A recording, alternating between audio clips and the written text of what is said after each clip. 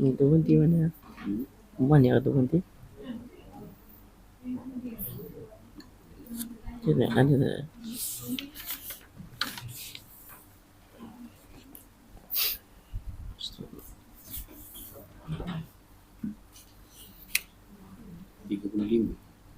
Hadis 14.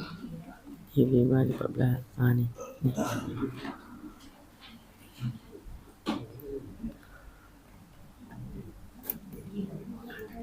أعوذ بالله من الشيطان الرجيم. بسم الله الرحمن الرحيم. السلام عليكم ورحمة الله تعالى وبركاته. الحمد لله رب العالمين وبه نستعين على أمور الدنيا والدين. صلاة وسلاما دائمين متلازمين على حبيبنا مصطفى محمد صلى الله عليه وسلم وعلى آله وصحبه أجمعين. سبحانك لا علم لنا إلا ما علمتنا إنك أنت العليم الحكيم. رب اشرح لي صدري ويسر لي أمري واحلل عقدة من لساني يفقهوا ولا حول ولا قوة إلا بالله العلي العظيم. أما بعد. قال الله تعالى أعوذ بالله من الشيطان الرجيم. ومن أحسن قولا ممن دعا إلى الله وعمل صالحا وقال إنني من المسلمين. صدق الله العظيم. Yang besar Tuan Haji Nur Ahmad, Ketua Kampung Pendiat, seluruhnya seluruh jawatan kuasa Surau An-Nasriyah,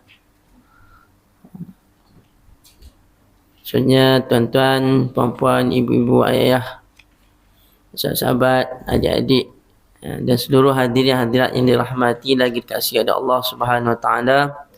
Alhamdulillah, syukur kepada Allah Subhanahu Wa Taala kerana dapat sama-sama dengan izinnya dapat berjemaah di surau ini pada pagi ini, dan juga kita berkesempatan mengikuti kuliah subuh ya. Alhamdulillah, mudah-mudahan Allah Subhanahu Wa Taala memberikan kita keberkatan, rahmat dan ganjaran pahala di sisinya. Mudah-mudahan apa kita laksanakan menjadi amal soleh, amal yang akan membantu beratkan timbangan kita di akhirat nanti, dan sesungguhnya kita dipilih oleh Allah Ta'ala memasuki syurganya insya-Allah. Bagi meneruskan pengajian kuliah subuh kita pada pagi ini, sama-sama kita mulakan majlis ilmu ini dengan sama-sama baca Ummul Kitab. Yang pertamanya kita hadiahkan kepada junjungan Nabi kita Nabi Muhammad sallallahu alaihi wasallam, kepada ahli keluarga, baginda, para sahabat, para tabi'in, para tabi'in, salafus salih, alim ulama, dan seterusnya pada muslimin dan muslimat yang telah kembali ke rahmatullah. Al-Fatihah. A'udzu billahi minasyaitonir rajim. Bismillahirrahmanirrahim. Alhamdulillahirabbil alamin. Ar-Rahmanir Rahim. Maliki yaumiddin. Iyyaka na'budu wa iyyaka nasta'in. Ihdinas siratal mustaqim. Siratal ladzina an'amta 'alaihim ghairil maghdubi 'alaihim waladdallin. Amin.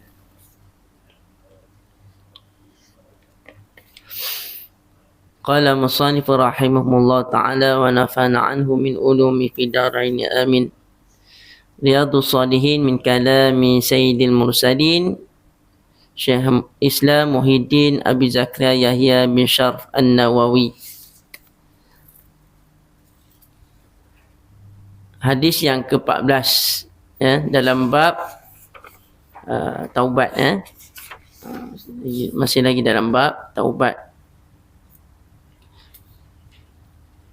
An haddatsana wa an ibni Mas'udin radhiyallahu anhu qala dakhaltu 'ala an-nabiy sallallahu alaihi wasallam wa huwa yu'aku faqultu ya Rasulullah innaka tu'aku wa'kan syadida. Qala ajal inni u'aku kama yu'aku rajulani minkum. Qultu dhalika anna laka ajrain. Qala ajal dhalika kadhalik. Ma min muslimin yusibuhu adha syawkatun fama fawqaha illa kafarallahu biha sayiatih wa huttat anhu dhunubuhu kama tahuttu syajaratu wa razaqaha. Muttafaqun alaih. Dari Ibnu Mas'ud radhiyallahu anhu berkata, saya masuk ke tempat Nabi SAW beliau sedang menderita sakit panas. Sakit yang sakit bersangatan. Kemudian saya berkata, wahai Rasulullah, sesungguhnya Tuan benar-benar menderita sakit yang panas sekali. Beliau bersabda, benar. Sakit panas yang saya derita ini 2 kali lipat yang biasa diderita oleh seseorang di antara kamu sekalian. Maknanya nak kata Nabi ni ujiannya lebih. Nabi ni antara yang ujiannya berbanding dengan orang biasa lebih lagi. Berlipat ganda. Dan begitu bila sakit, Nabi merasa kesakitan. Kesakitan hingga pahalanya 2 kali ganda daripada sakit biasa. Seorang Muslim yang tertimpa, saya berkata, kalau begitu Tuan mendapat pahala 2 kali lipat, 2 kali ganda. Beliau menjawab, benar. Memang demikianlah keadaannya. Seorang Muslim yang tertimpa suatu kesakitan, baik itu berupa duri ataupun lebih dari itu, nescaya Allah menutupi kesalahan-kesalahannya dan menghapus dosa-dosanya sebagaimana daun berguguran dari pohonnya. Riwayat Bukhari dan Muslim. Maknanya Allah Ta'ala beri kepada kita ni sakit ni ada hikmahnya, ada tujuannya. Ada tujuannya. Kerana Allah Ta'ala yang banyak hikmahnya. Antaranya Allah Ta'ala nak bagi kita apa? Nak bagi kita ingat Allah. Ingat Allah. Bila kita sakit, kita ingat Allah. Kerana manusia ni bila dia tak selama-lamanya dia sihat. Tak selama-lamanya dia tak sakit. Maka ada kalanya manusia ditimpa kesakitan. Bila ditimpa sakit, dia ingat sakit ni datang daripada Allah Ta'ala. Sihat ni begitu dah, Allah Ta'ala yang menyihatkan badan dia. Itu yang pertama. Kalau yang keduanya, Allah Ta'ala nak hapuskan segala dosa kita, kafarah dosa. Kafarah dosa-dosa yang kita ada tu terhapus dengan apa? Dengan kesakitan yang kita rasai. Tapi bukan semua dosa. Faham? Bukan semua dosa. Dosa ini berkaitan dosa yang di antara kita dengan Allah Subhanahu Wa Taala. Ada pun ulama bahaskan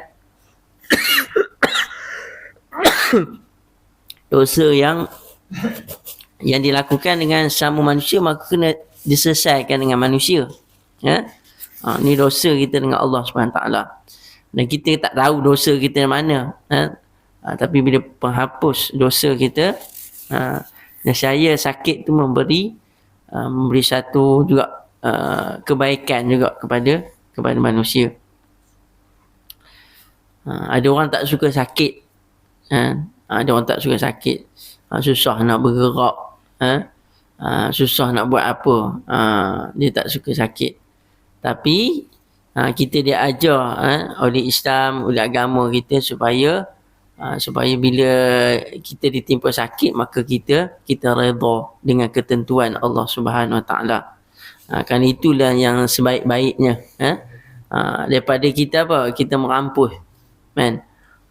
Apa sakit. Kan? Ngapalah sakit. Banyak. Banyak kalau kita dengar orang yang merampuh. Aku tak lama lagi matilah. Tahun ni je. Tapi mati ingatlah. Tapi janganlah kita sampai kita apa? Sehingga apa kata-kata kita tu sebagai kata berputus asa. Ya.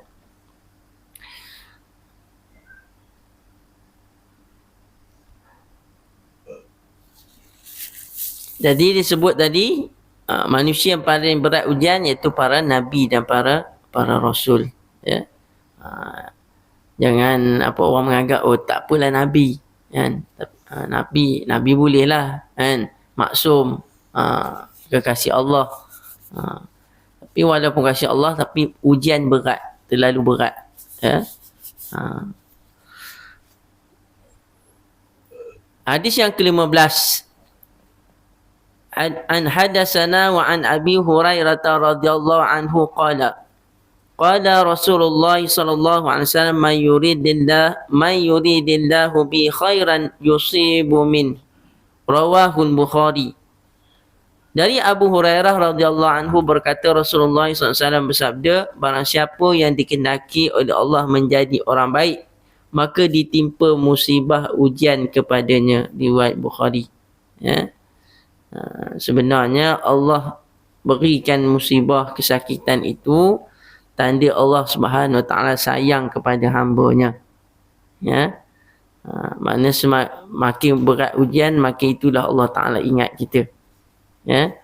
Bila Allah ingat kita tu, kita kena ingat Allah Subhanahu Wa Taala lah. Ya.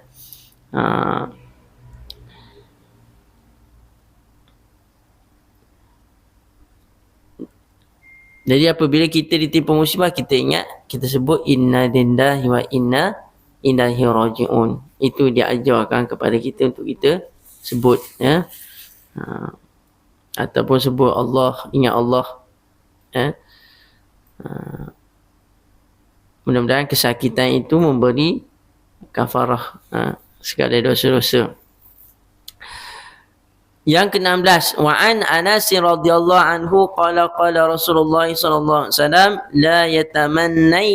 la yatamannayanna ahadukumul maut lidurrin asabah fa in kana la budda fa'ilan falyaqul Allahumma ahyini ma kanatil hayatu khairan li wa tawaffani idza kanatil wafatu khairan li.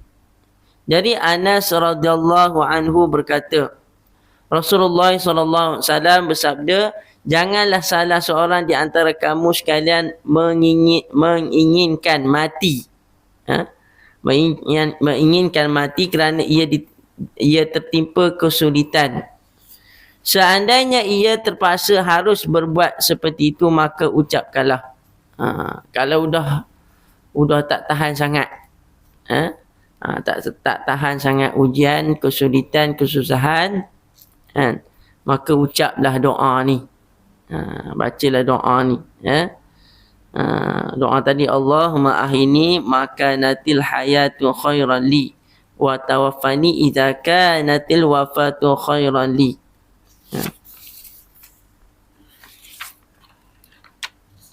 Apa maksudnya doa tadi?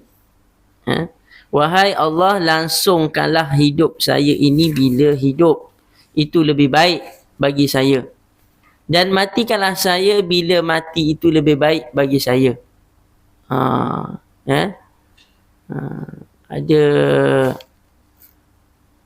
Ada cerita apa ke kan,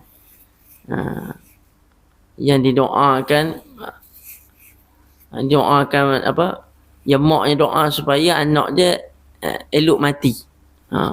Elok mati. Sebab tak ada orang nak jaga anak dia.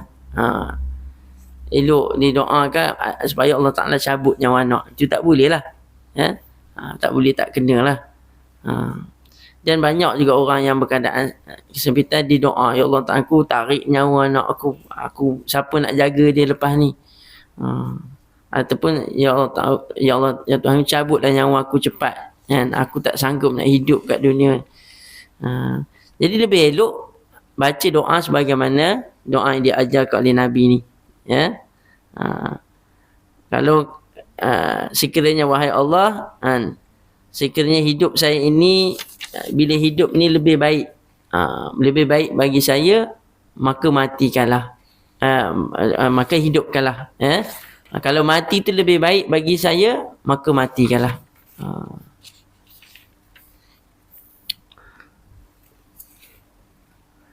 Hadis yang ke-17, wa an Abi Abdullah Khabbab bin al-Arat radhiyallahu anhu qala syakawna ila Rasulillah sallallahu alaihi wasallam wa huwa mutawassidun burdatan lahu fi zillil Ka'bah faqulna ala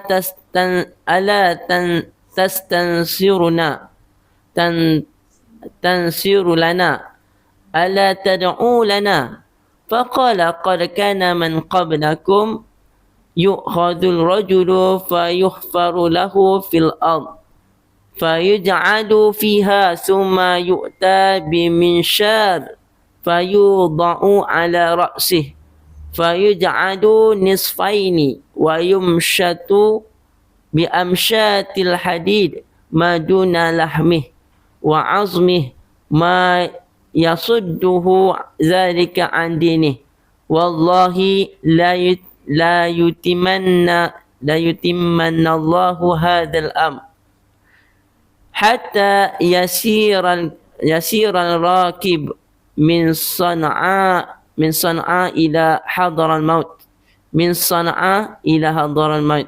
hadaral maut la yakhafu illa Allah wa zi'ba ala ghanamih walakinnakum tasta'jilun rawahu Bukhari wa fi riwayatin wa huwa mutawassidun burdatan wa qad laqina minal musyrikin syiddah.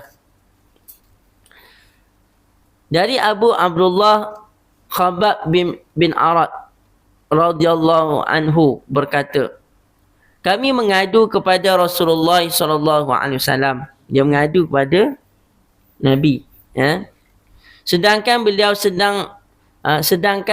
yakni Rasulullah sedang berbantalkan serbannya di bawah lindungan Kaabah. Nabi baring di depan Kaabah. Di mana kami berkata, apakah Tuhan tidak memintakan pertolongan buat kami? Khabbab ni kata, adakah engkau wahai Rasulullah tak minta pertolongan, tak minta dengan Allah Ta'ala, tak doa pada Allah Ta'ala? Beliau bersabda, orang-orang sebelum kamu itu ada seseorang yang ditanam hidup-hidup. Ini dijawab oleh Nabi. Nabi bersabda, orang-orang sebelum kamu itu ada seseorang yang ditanam hidup-hidup. Ada seseorang digergaji dari atas kepalanya hingga tubuhnya terbelah dua. Dan ada pula seseorang yang disisir dengan sisir besi mengenai daging dan tulangnya, tetapi yang demikian itu tidak menggoyahkan mereka dari agamanya.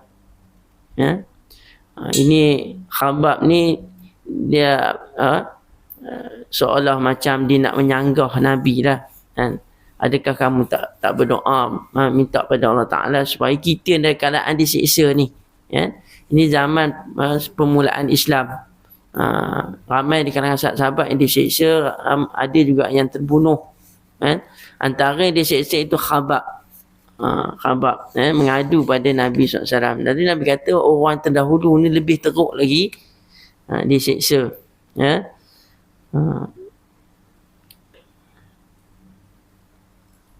Demi Allah, Allah pasti akan mengembangkan agama Islam ini hingga merata dari Sana'a sampai ke Hadramaut. Di mana masing-masing dari mereka, Hadramaut ni tempat di Yaman. Di mana masing-masing dari mereka tidak takut melainkan hanya kepada Allah, melebihi takutnya kambing terhadap serigala. Tetapi kamu sekalian sangat tergesa-gesa. Riwayat Bukhari. Berkata kamu ni tergesa-gesa sangat. Orang yang apa? Orang yang kita kata tak bersabar. Tak bersabar di atas ujian. Berbanding dengan orang-orang terdahulu yang diuji oleh Allah Subhanahu Wa Taala. Jadi kisahnya panjang, yang mana Nabi tengok di belakang Khabab ni. Kita kata kalau belakang kita ni, kalau kita sapu, sapu belakang kita ni nampak rata je, nampak rata. Tapi Khabab ni dia sapu belakang ni dia tak rata, berbonjol-bonjol. Bonjol-bonjol. Sebab apa bonjol-bonjol belakangnya? Sebab dia tak ada daging. Belakang dia dah tak ada daging. Apa ujian yang dia kena? Ujian sehingga dia berkata begitu, dia tak tahan.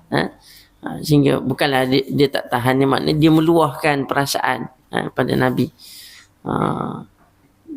Dia ni antara sisaannya dia dipanggang di atas bara api, dipanggang hidup-hidup. Macam orang panggang ikan tu. Macam orang panggang ikan tu buat BBQ. Dipanggang, dia letak atas tu, menitik air daging. Begitulah sisaan yang dikenakan ke atas Khabab. Sehingga Nabi tengok belakang Khabab, Nabi menangis. Memang berat ujian. Memang berat ujian kepada para sahabat. Sampai dah tak ada dah daging dah tak ada dah. Berlekuk-lekuk belakang. Dalam satu riwayat dikatakan beliau sedang berbantalkan serbannya. Sedangkan kami baru saja bertemu dengan orang-orang musyrik yang menyiksa kami dengan sisaan yang sangat berat. Ini ujian kepada pejuang-pejuang agama Allah Subhanahu Wa Taala. Maka ini antara yang paling berat lah. Kita kalau kita nak bercakap, kita pun kalau kita pun berdakwah, kita pun tugas kita berdakwah juga kepada masyarakat. Ajak orang ajak orang solat berjemaah, tegur orang kalau benda-benda mungkar ni, kita tegur. Ini tak boleh kan. Ini tak boleh buat, tak boleh. Tetapi kadang-kadang kita rasa benda tu berat. Berat nak buat. Kalau aku tegur orang, aku pula dimarahnya. Aku pula di pulaunya. Maknanya kita fikirkan risiko tu. Risiko tu terlalu sedikit. Terlalu sikit ujiannya. Memang kita rasa orang tak suka kita, rasa berat hati. Tapi tengoklah bagaimana orang terdahulu. Bukan setakat di pulau, disakiti, diseksa lagi, sehingga ada di kalangan mereka yang terbunuh. Siapa yang terbunuh zaman Nabi? Keluarga Yasir, keluarga Yasir. Anaknya Ammar tu selamat. Selamat sebab dia apa? Sebab dia bila dipaksa untuk berpaling, maknanya dia mengucapkan dengan lidah je, tetapi hati dia tidak membenarkan. Maka dia terlepas. Lalu dia bertanya pada Nabi, wahai Rasulullah, saya pernah mengungkapkan kata-kata ni ketika mana dia disiksa. Nabi kata, hati kamu macam mana? Hati kamu macam mana? Waktu kamu sebut tu, hati kamu macam mana? Dia kata, hati aku tetap dengan Islam. Tetap dengan agama Islam. Maka kata Nabi SAW, betul lah tindakan kamu tu. Betul lah tindakan kamu.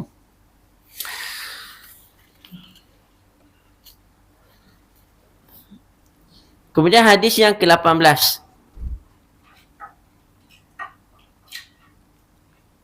Wa ani ibn Mas'ud radhiyallahu anhu qala lamma kana yaum Hunain athara Rasulullah sallallahu alaihi wasallam nasan fil qismati fa'ata al-aqra bin habisin mi'atan minal ibil wa a'ta Uyainah bin Husnin misla zalik wa a'ta nasan min ashrafil Arab wa atharahum yawma idhin fi qismah faqala rajulun wallahi inna hadhil qismatun ma udilu fiha wa ma urida fiha wajhullahi faqultu wallahi la ukhbiranna Rasulullah sallallahu alaihi wasallam فأتيته فأخبرته بما قال فتغير وجهه حتى كان كالصرف ثم قال فمن يعدل إذا لم يعدل الله ورسوله ثم قال يرحم الله موسى قد أوذي بأكثر من هذا فصبر فقلت لا جرم لا أرفع إليه بعدها حديثا متفق عليه. Ini tentang hadis apabila telah selesai perang Hunain. Perang Hunain ni perang yang berlaku selepas daripada Fatu Mekah. Berlaku Fatu Makkah. Ketika mana Fatu Makkah ni tak ada berlaku peperangan, cuma kecil aja. Cuma ada perkara kecil, semua tersilap panah kawan sendiri terbunuh, ya. Tapi tidak ada peperangan masa masuk Mekah, ya. Walaupun Mekah tu dikepung, tapi orang kafir Quraisy dia menyerah. Dan berlaku perang Hunain selepas daripada itu, iaitu ada beberapa kabilah, kabilah yang duduk di pinggiran Mekah ni merasakan mereka ni mungkin terancam. Mereka ialah Islam ni baru lagi, kan. Mereka sangkakan Islam ni akan akan menghancurkan mereka ni, akan memerangi mereka. Kabilah Arab terdiri pada orang Badui, ya. Orang Badui. Jadi mereka merancang untuk berperang dengan umat Islam. Tak silap berapa, 30,000 orang ke tentera kafir, tentera Islam kita itu dalam 10,000, dalam 10,000 orang. Jadi bila peperangan tu ada di antara sahabat-sahabat ni dia confident, insyaAllah boleh menang kita ni, confirm kita boleh menang, kita ni ramai dah, boleh menang. Sedangkan dia kata, sedangkan peperangan Badar, peperangan Uhud, peperangan lain jumlah kita sikit, kita boleh menang. Ini takkan ramai kita tak boleh menang. Kalau dulu kita dalam keadaan kita susah, sebelum kita menang, ini kita dah menawan Mekah.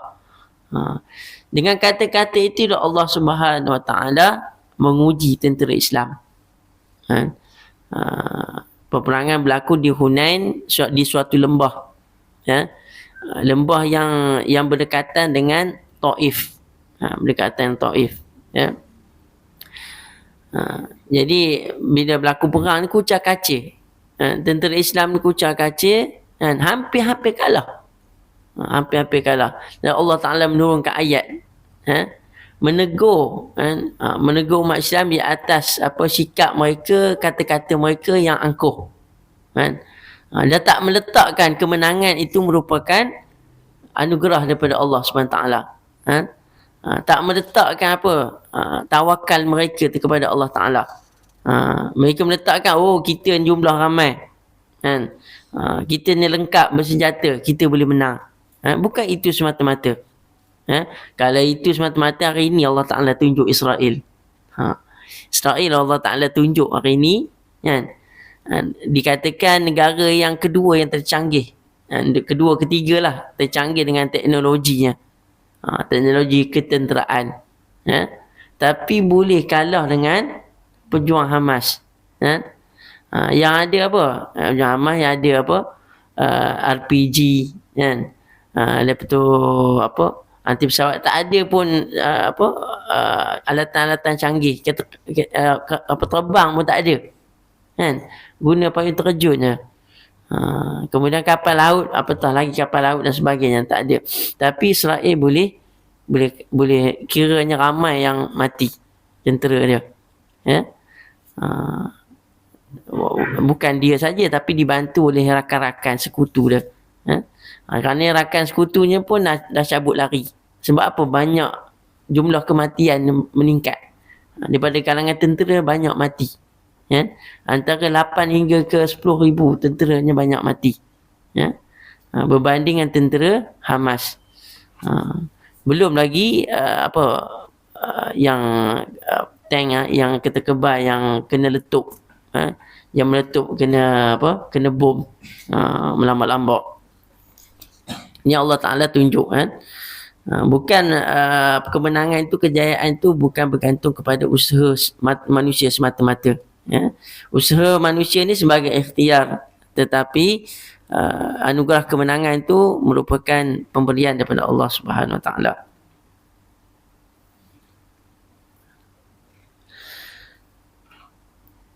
Jadi bila berlaku peperangan, saya Nabi SAW berdoa, memohon pada Allah Ta'ala, merayu pada Allah Ta'ala supaya diberi kemenangan, ya.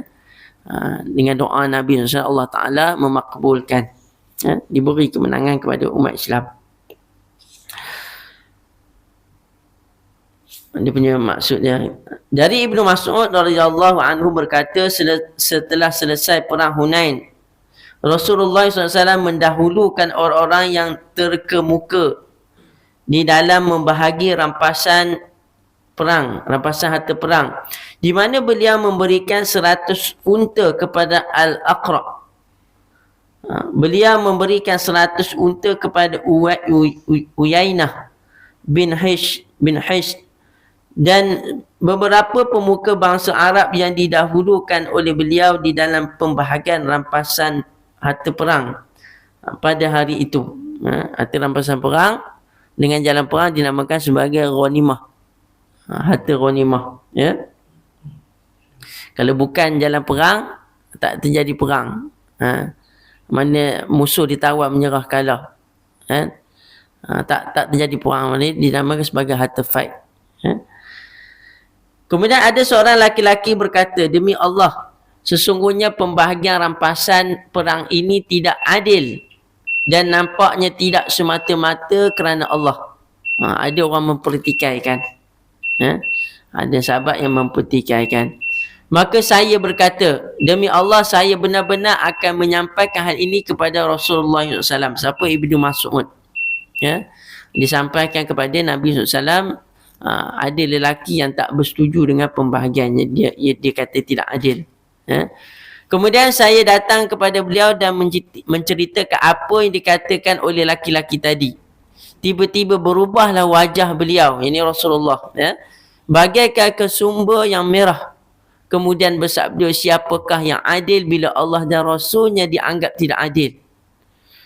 Beliau bersabda lagi, semoga Allah sentiasa melimpahkan rahmat kepada Nabi Musa kerana beliau telah disakiti hatinya melebihi apa yang menimpa pada diriku.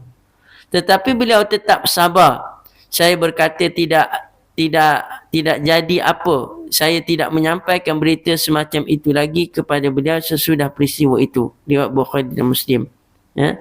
Jadi bila masuk dia tengok keadaan Nabi, bila disampaikan berita, Nabi marah, kan? Sebab apa? Sebab ada sahabat tak bersetuju dengan keputusan Nabi dan keputusan Allah Subhanahu Wa Taala. Dia pada awalnya pembahagian harta fight ni, rampasan harta perang ni terpulang kepada Nabi. Allah Taala serah kepada hak Nabi untuk bahagikan, ya. Walaupun selepas itu ada pembahagian, Allah Taala tunjukkan cara bagaimana pembahagian itu yang jadi satu. Itu yang pembahagian 5 bahagian. 5 bahagian. Maknanya 5 bahagian ni, maknanya ada hak untuk apa? Untuk hak Rasulullah, ada hak untuk anak yatim, ada hak untuk fakir miskin, ada untuk kemaslahatan kaum muslimin. Jadi bila Nabi bagi harta tu kan, pembahagian harta tu kepada Nabi dahulukan orang pembesar-pembesar Quraisy. Pembesar-pembesar Quraisy sebab apa? Ada sebab kan? Ada sebab. Sebabnya apa? Nabi nak menjinakkan hati mereka ni kepada Islam. Kan? Dan juga untuk jangka masa panjang. Jangka masa panjang dakwah Islam ni kan, supaya bila mereka di kalangan pembesar ni, bila mereka dapat harta rampasan perang kan, maka mereka ni ada pengaruh, ada pengikut. Mereka boleh tarik pengikut mereka tu seramai mungkin untuk masuk Islam. Itu dakwah Nabi. Bukan saya saja Nabi buat, tapi ada di kalangan sahabat yang tak puas hati. Dia bila dah zaman bila ada kesenangan sikit, dah ada harta, Allah Ta'ala uji. Allah Ta'ala uji begitu kan? Bukan zaman kita saja, zaman Nabi sahabat dulu diuji oleh Allah Subhanahu Ta'ala, diuji dengan harta. Ketika mana Nabi balik daripada perang, sahabatnya pagi tu ramai sembahyang subuh kan? Nabi balik daripada Bahrain. Balik Bahrain ni bukan perang, balik daripada Bahrain ni negara yang membayar cukai, membayar cukai kepada kerajaan Islam. Balik daripada balik di Bahrain, kemudian subuh esok tu banyak sahabatnya berkumpul semayang subuh ramai-ramai kan. Lepas pada semayang tu mereka minta harta kan.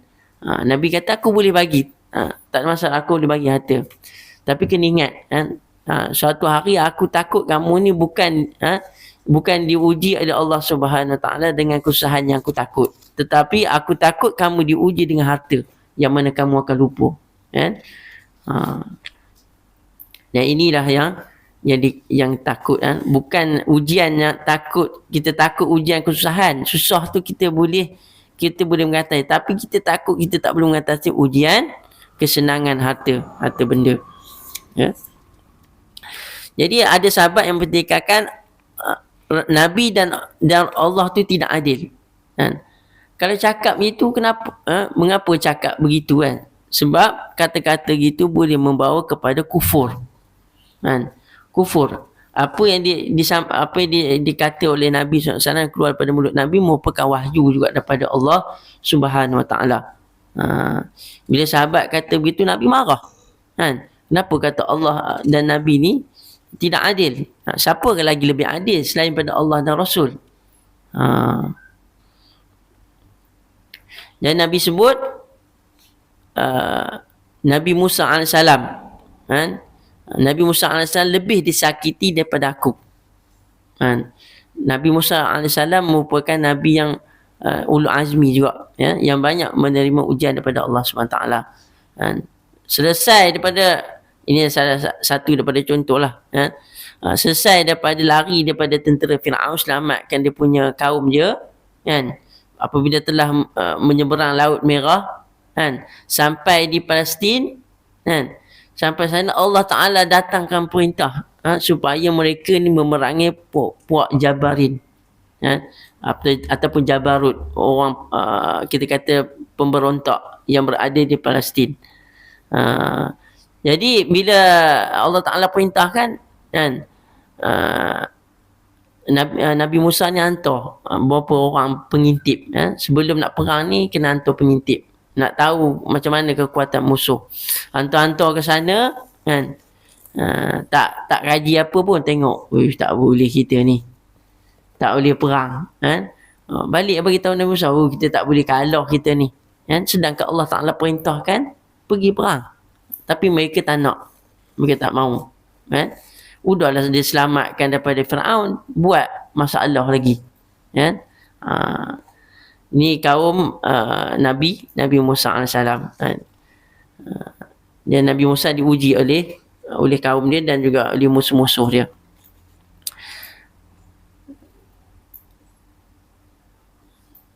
Jadi cerita tidak adil ni kan, saya buat satu cerita orang yang memperhatikan keadilan Allah Subhanahu Taala. Ya. Ini kisah dalam buku tauhid. Ya.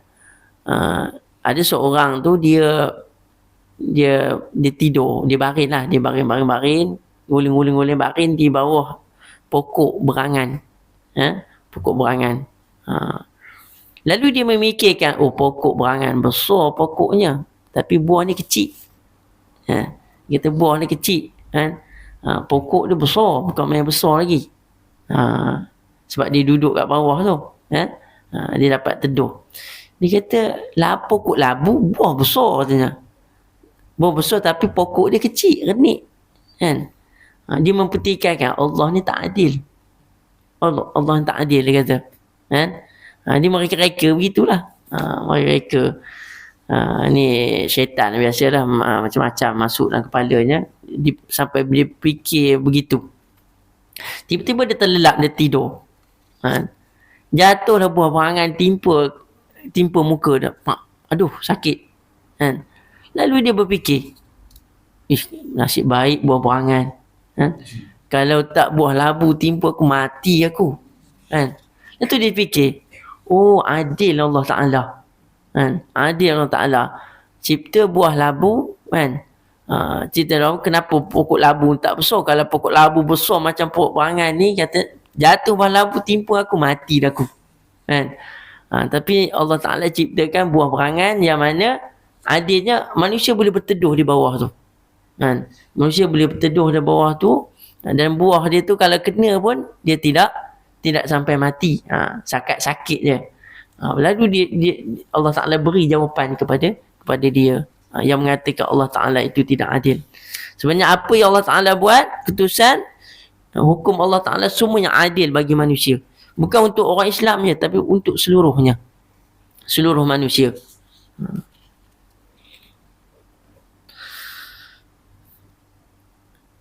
Hadis yang ke-19, wa an Anas radhiyallahu anhu qala Rasulullah sallallahu alaihi wasallam idza arada Allahu bi 'abdihi al-khaira ajjala lahu al-uqubata fid dunya wa idza arada Allahu bi 'abdihi syarra amsaka anhu bi dhanbihi hatta yuwafiya bihi yaumal qiyamah. Dari Anas radhiyallahu anhu berkata, Rasulullah SAW bersabda, apabila Allah menghendaki hamba-Nya itu menjadi orang baik, maka ia menyegerakan siksaannya di dunia ini. Dan apabila Allah menghendaki hamba-Nya itu menjadi orang jahat, maka ia menangguhkan balasan dosanya sehingga akan dituntut nanti pada hari kiamat. Ya. Mana Allah Ta'ala menghendaki seorang itu baik. Ya. Seorang itu nak jadi baik, dan sebagainya, Allah Ta'ala pilih dia. Ya. Maka Allah Ta'ala menyegerakan akan siksaannya di dunia. Ya. Di dunia Allah selesaikan urusan dia. Macam mana dengan dengan dosa-dosa dia, Allah Ta'ala berikan ujian sakit, dan sebagainya. Kadang-kadang orang terlalu penilaian orangnya terlalu melampau penilaian orang ni kepada seseorang. Ya. Kadang Allah Ta'ala uji orang ni dengan ditimpa musibah ni, accident, kemalangan, kan? Kemalangan ngeri, kan? Tercabut kepala, putus tangan, kaki, badan. Lalu manusia menghukum, teruk insidennya. Apa dosa dia? Kan? Apa dosa dia? Kan? Jadi kita tak tahu. Mungkin ada sebab Allah Ta'ala jadikan begitu ujian kepada dia. Kan? Bukan Allah Ta'ala nak hapus dosa dia. Nak hapus dosa dia bila dia di akhirat nanti, Allah Ta'ala pilih dia, mungkin dia tidak ada hisap, ataupun hisap dia ringan berbanding dengan orang lain. Ya? Mana bergantung pada ujian. Kalau Allah Ta'ala nak pilih dia, kan, Allah Ta'ala percepatkan disebut menyegerakan siksaan dia di dunia. Ya? Begitu dengan orang jahat. Ada orang jahat ni Allah Ta'ala tangguh. Allah tak beri musibah, Allah tak beri ujian pada dia. Sakit pun haram hidup. Kan? Sihat aja dia. Kan? Nampak cegah. Jadi kalau pandangan manusia, apa amalan? Mesti amalan dia baik. Sedangkan kadang-kadang Allah Ta'ala uji dengan istidraj. Istidrajnya mana? Allah Ta'ala mengekalkan dia biar dia dalam keadaan sesat. Kesesatan hingga Allah Ta'ala siksa dia di akhirat. Macam kata Fir'aun, hidup je lama tak sakit-sakit. Jadi Allah Ta'ala nak azab apa? Nak azab Fir'aun ni bila dia mati. Bila dia mati baru dia tahu azab. Jadi bermacam-macam. Maknanya ujian Allah Ta'ala kepada manusia ni semata-mata untuk apa? Untuk kadang-kadang untuk memilih hamba-hambanya menjadi orang yang baik di akhirat. Dan menangguhkan siksaan supaya orang buat maksiat, orang jahat ini akan diberi balasan di hari kiamat nanti. Satu lagi hadis yang ke-20. Wa qala an-nabiy sallallahu alaihi wasallam inna 'azamal jaza'il ma'a izamil bala wa inna Allah ta'ala idza ahabba qauman ibtilahum faman radiya falahu ridha wa man sakhita falahu sukhtu. Rawahu Tirmizi wa qala hadis hasan. Nabi SAW bersabda, sesungguhnya besarnya pahala itu tergantung pada besarnya ujian. Maksudnya semakin besar ujian kepada manusia, semakin besarlah pahala ganjaran dia peroleh.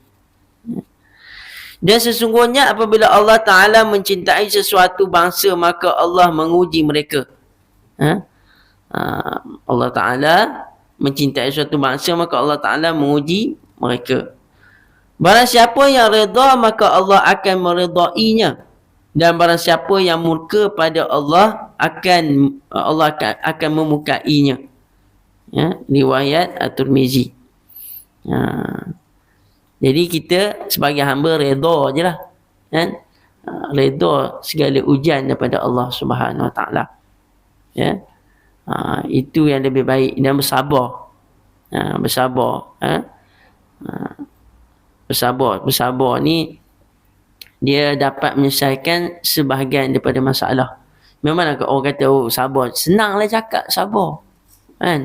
Sabar. Sebenarnya sabar ni Allah Ta'ala berikan satu jalan. Sabar bukan satu jalan kita untuk menyelesaikan masalah. Apabila kalau orang tak bersabar, dia mulalah ngelabah. Ngelabah buat benda-benda yang bukan-bukan hala. Bertambah masalah lagi. Bukan menyelesaikan masalah, bertambah masalah. Jangan buat benda-benda yang apa, bertambah masalah. Benda-benda yang tak baik. Sebaiknya sabar dan kita selesaikan dengan cara yang baik. Sekurang-kurangnya tak selesai, walaupun tak selesai, tapi kita dapat ganjaran pahala daripada Allah Subhanahu Taala.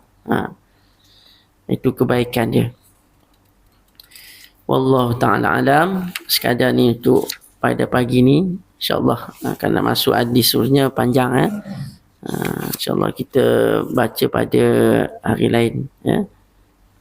Panjang bab sabar ni. Ada sampai 30 hadis. Kita baru 20 hadis. Mohon maaf sekiranya ada kekurangan, kesalahan dalam apa yang saya sampaikan pada pagi ini. Mudah-mudahan kita beroleh manfaat, kebaikan dan ganjaran pada Allah Subhanahu Wa Taala. Mudah-mudahan kita dapat memperhatikan apa yang dipesan oleh Nabi ke atas kita, supaya hidup kita sentiasa dalam keadaan baik-baik saja, insya-Allah. Aku qali hadza wa astaghfirullahal azim li wa lakum. Assalamualaikum warahmatullahi taala wabarakatuh. A'udzu billahi minasyaitonir rajim. Bismillahirrahmanirrahim. الحمد لله رب العالمين حمدا يوافي ويكافئ مزيده يا ربنا لك الحمد كما ينبغي للجلال والإكرام من سلطان اللهم فوت العارف وارزقنا فمن نبينا وذا المرسلين والهملكة المقربين برحمتك يا أرحم الراحمين اللهم فقنا في الدين وعلمنا التأويل اهدنا الصراط المستقيم صراط الذين أنعمت عليهم من النبيين والصديقين والشهداء والصالحين والسنة أولئك رفيقا يا أرحم الراحمين وصلى الله على سيدنا محمد وعلى آله وصحبه وسلم والحمد لله رب العالمين تقبل الله منكم. آمين.